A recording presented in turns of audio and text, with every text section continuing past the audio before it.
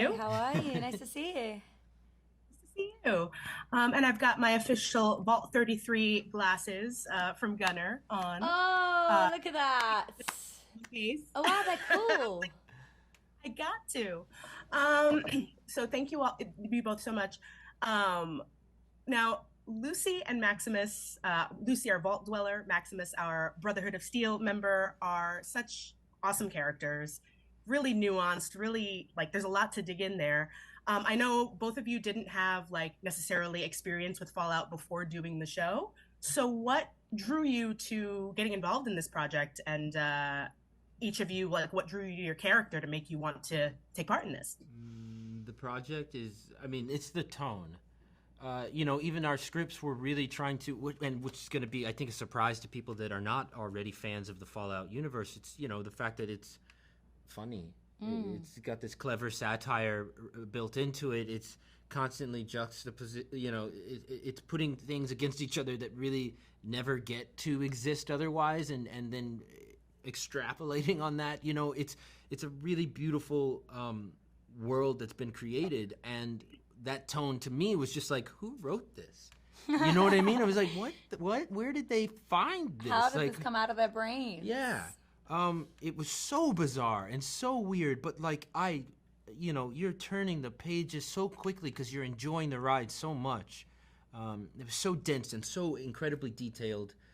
Graham and Geneva and Jonah and what they had been creating, it's just from the beginning was just really clever and really smart. And then what do you say something about Lucy? Well, I was going to say my first meeting with Jonah, Geneva, and Graham, they described Lucy as Leslie Nopes meets Ned Flanders, and that was it. I was sold. I was like, sweater wax sign, let's go. Because I knew you would, I've never seen Ned Flanders in an apocalypse, and I'd quite like to. That would be quite entertaining. So I wanted to do that. Yeah. Yeah, it's such a strange thing, and I mean, for me, I guess Maximus, it was just seeing such a detailed character with so many different sides to him, with a real war, I think, going on inside of him as well as the circumstances outside of him, and it was just such a treat to get the opportunity to play such deep characters, I think.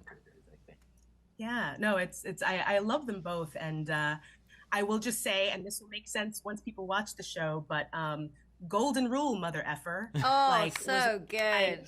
my favorite moments. And Lucy is just a joy, and Maximus, I need to know what's going on with him. There's a lot going on in What's there, happening? and I'm like, what is your deal? What's his deal? What is your deal, Max? What's going on? Who's got Max? Who's looking out for Max? Right? Well, now, so as actors, like, what for each of you with Lucy and Max, what's the thing that was kind of the easiest for you to relate to in your character? And the flip side, what's the thing that you had to like the hardest time kind of wrapping your head around and like to find that way into?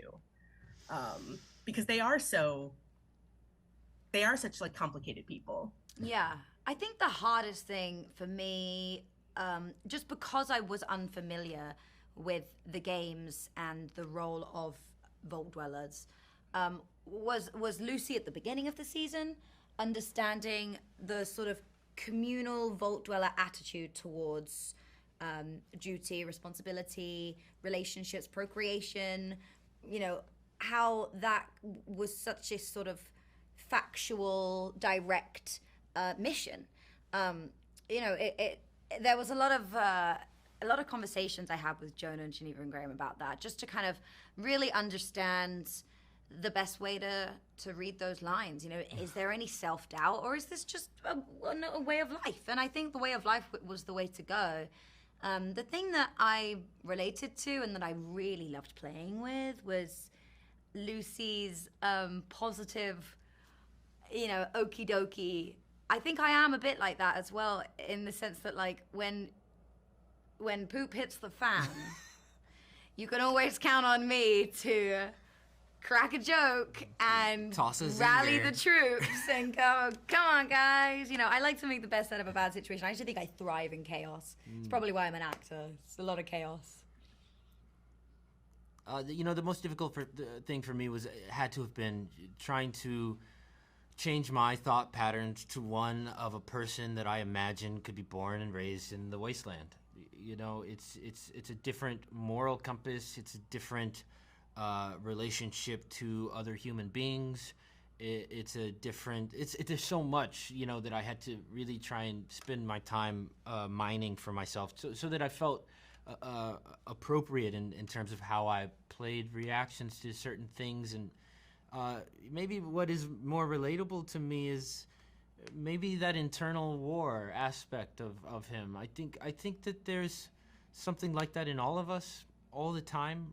You know what I mean? I think we are always having to make choices about things, and we are always trying to pay homage to different parts of our brains. You know what I mean? Even if we're not choosing the ego this time. You know what I mean? It all is always playing around. All these notes are playing in our heads, but we for whatever reasons, we choose what we choose, and we do have patterns. But it was like the difficulty was me making new patterns that I felt were aligned more with a person who needed to survive, needed to lean closer to distrust of people. You know what I mean? It's like those sort of things.